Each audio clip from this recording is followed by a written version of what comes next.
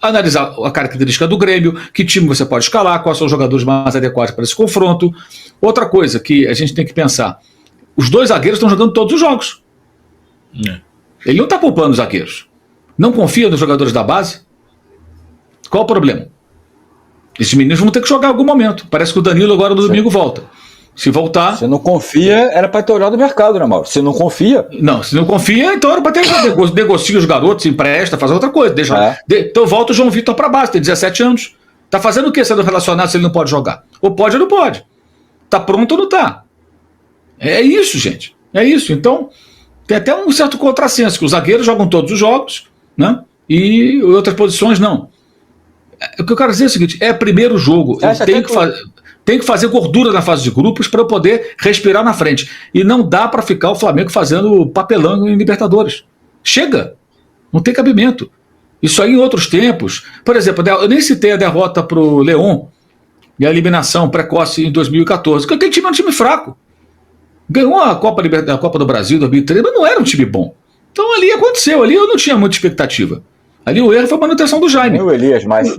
Que o Jaime herdou o time que foi montado pelo Mano, botou o Amaral ali de volante, né? Fez um outro ajuste e funcionou. Mas quem montou o time foi o Mano Menezes. A vitória sobre o Cruzeiro foi com o Mano Menezes, foi o Mano Menezes. E aí acharam que o Jaime não conseguiu fazer. Não vai, sabe? Ótimo cara, gente boa, raízes rubro-negras, mas não era o cara. Então o Flamengo foi para uma Libertadores com o Jaime. Foi um erro de avaliação. Mas aí o cara foi campeão, né? Como é que é tirar? Tem essas coisas também, não pode tirar. E o time não era um time bom. Era um time com muitas limitações. Agora, com esse atual investimento, não tem condições do Flamengo protagonizar esse papelão. Agora, pensem nisso. Se fosse Flamengo e River Plate, como seria? Né? O Boca, se tivesse avançado contra o Aliança e depois contra o Iquique, né? Ele também cairia no pote 4, igual o Corinthians. Poderia ser Flamengo e Boca. Ia jogar assim? O Cavani vem aí. Não, vamos tirar o Gerson, vamos tirar aqui, descansar o Wesley, não precisa contar com o Pulgar e tal, vem o Boca. Mesmo o Boca não tendo um grande time, mas seria um outro. Então, pensem nisso. Pensem nisso. Aí que eu vejo a soberba. Aí o Central Córdoba, né? Deixa pra lá, vamos poupar 3 caras aqui e tal, que dá para ganhar. Não deu. Não deu e vou mais longe. Nem passou perto. Nem foi aquele jogo que você perde 800 gols e uma bola vadia você toma um gol. Não foi isso. O jogo não foi isso. O Mauro, você falou dos zagueiros aí rapidinho, só para a gente não perder esse raciocínio.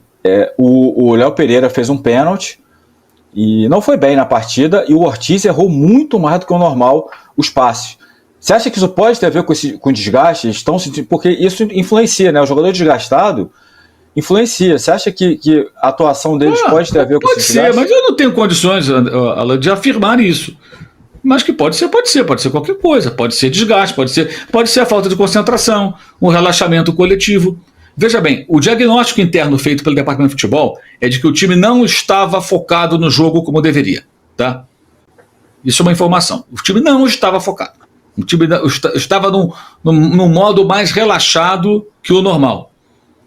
A pessoa que me falou falou assim, algo nunca visto esse ano. Opa! Né? E o Felipe sabe disso. Agora a grande questão é como o Felipe vai trabalhar isso. De que maneira ele vai lidar com isso. Aliás, um parêntese rápido sobre o Felipe Luiz. Mantenho a minha opinião de que muita gente na imprensa, inclusive, queria o Felipe na seleção para enfraquecer o Flamengo, temendo que ele tivesse uma escalada de sucesso ininterrupta e ganhar tudo. Não sei se vai ganhar, né? Ou que vai ganhar. Mas fica muito claro pelo jogo de quarta-feira que o Felipe ainda, e isso é bom o rubro-negro entender, ainda é um técnico jovem que não viveu experiências fundamentais na criação da casca necessária para você ser um profissional de ponta. Porque não houve tempo, não é culpa dele, não houve tempo. Foi a primeira vez. Um ano como técnico e nem 6 meses como profissional. Primeiro jogo dele internacional em casa foi esse. Ele não havia convivido com vaias para valer, né? Nem com as críticas que está recebendo, que são pertinentes. E as críticas, da minha parte, pelo menos, eu só posso falar por mim, são críticas pontuais com relação à quarta-feira. Continuo achando que ele é ótimo, muito promissor, e tenho a expectativa de que ele tire lições importantes desse jogo. Inclusive, com relação ao que ele falou depois na coletiva, vale a pena ele refletir sobre isso. Quando ele fala em poupar na fase de grupos da Libertadores e não poupar do Brasileiro por conta da fase de grupos. A fase de grupos você só poupa no final. Ele jogou Champions. Ele sabe como é lá. O Atlético de Madrid do Simeone certamente remava para garantir a vaga e depois, né, ir para o mata-mata. Todo mata-mata. Agora eu posso até poupar um jogador ou outro e segurar. Antes de garantir a vaga, não dá para brincar. Vou repetir. Respeito a Libertadores. Se não respeitar a Libertadores, se achar que pode brincar da Libertadores... O Renato Gaúcho ensinou isso lá atrás. Brincar da Libertadores e tal, brincar do Brasileiro. Isso não dá muito certo, não.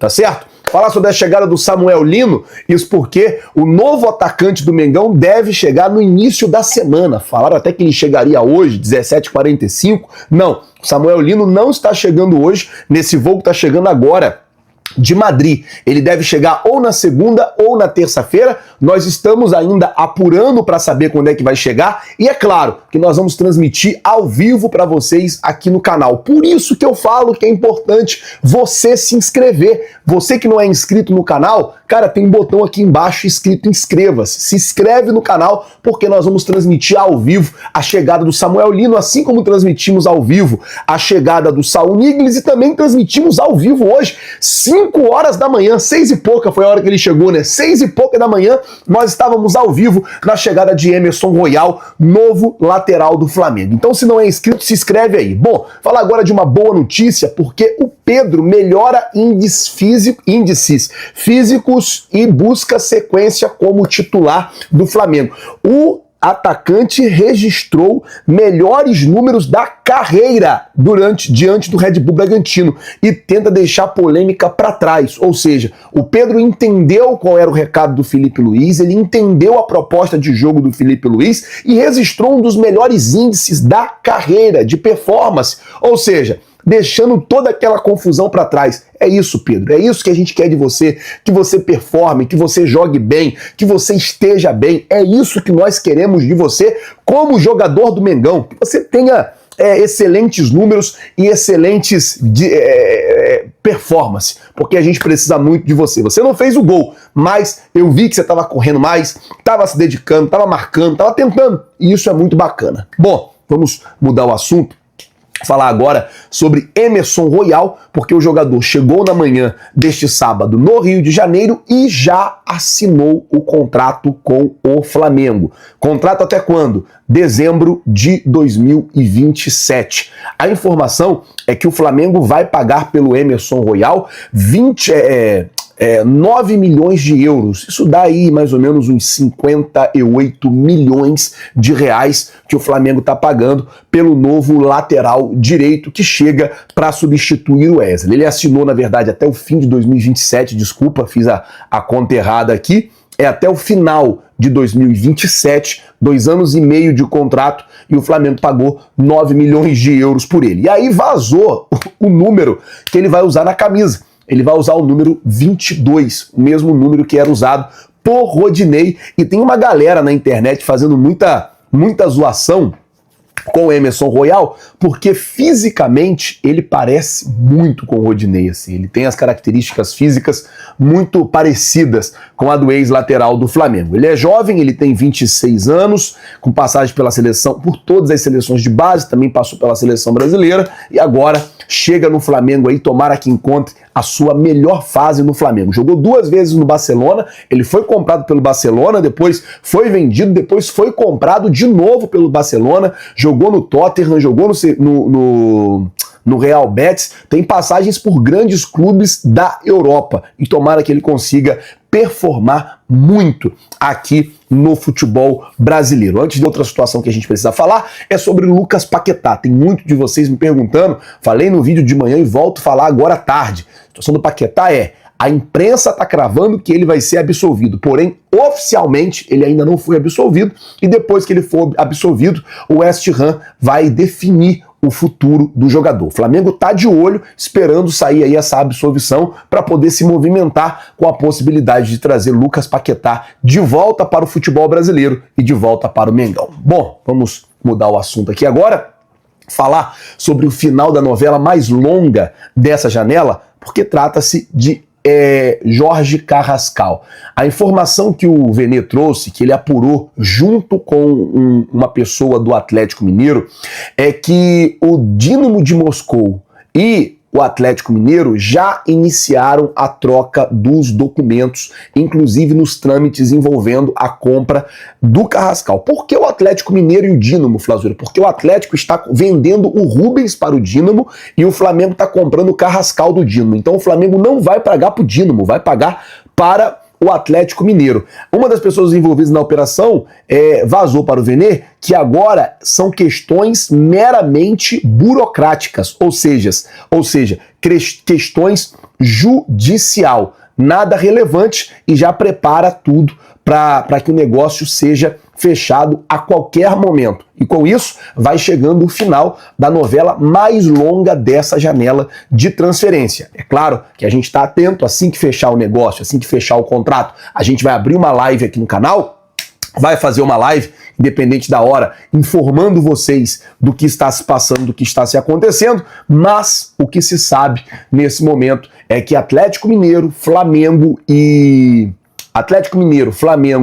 e Dínamo estão no processo de trocar documentos para poder finalizar a negociação. Por falar em Atlético Mineiro, amanhã tem Flamengo e Atlético Mineiro, partida no Maracanã, jogo onde nós vamos estar, acompanhando essa partida. Flamengo vai continuar brigando ali pela liderança do Brasileirão. Falei pouco de Brasileirão essa semana, muita contratação, muita coisa acontecendo, então acabou que eu quase não falei. O Flamengo é o segundo colocado, tem 33 pontos, o Cruzeiro é o primeiro com 33. O Flamengo segue ativo no mercado da bola e, após anunciar as contratações de Emerson Royal e Samuel Lino, agora mira mais um grande nome para reforçar o elenco, Lucas Beltrán. O clube carioca fez uma proposta oficial à Fiorentina, da Itália, para contar com o atacante argentino. O valor oferecido gira em torno de 15 milhões de euros, o que representa aproximadamente R$98 milhões. A informação foi divulgada pelos jornalistas Raiza Simplício e César Luiz Melo. Lucas Beltrán tem 24 anos e ganhou destaque no futebol sul-americano atuando pelo River Plate, onde chamou a atenção pelo seu faro de gol e estilo de jogo aguerrido. Atualmente na Fiorentina, o jogador continua em evidência no futebol europeu e despertou o interesse do Flamengo, que busca mais uma peça ofensiva para compor um elenco competitivo em todas as frentes. O diretor de futebol do Flamengo, José Botto, está à frente das negociações e intensificou os contatos com o clube italiano nos últimos dias. A ideia é acelerar o processo e tentar fechar o acordo o quanto antes, já que o Flamengo está na briga por 3 títulos importantes nesta temporada e precisa de elenco forte e qualificado para suportar o calendário apertado. O atacante vê com bons olhos a possibilidade de retornar à América do Sul e vestir a camisa do Flamengo, que oferece um projeto esportivo sólido, disputas de alto nível e a chance de atuar diante da apaixonada torcida rubro-negra. A resposta da Fiorentina deve sair nos próximos dias e o Flamengo mantém otimismo nos bastidores para concretizar a contratação. Com a chegada de Emerson Royal e Samuel Lino, e agora tentando fechar com Lucas Beltrán, o Flamengo mostra que está disposto a investir pesado para montar um elenco capaz de brigar por tudo em 2025. A diretoria segue atenta ao mercado e novas movimentações podem acontecer a qualquer momento. Agora eu quero saber a opinião de vocês. Lucas Beltrán será um bom reforço? Sim ou não? Deixe sua opinião no comentário. Não esqueça de curtir o vídeo e inscreva-se no canal para não perder nada do Flamengo. Até a próxima e saudações rubro-negras.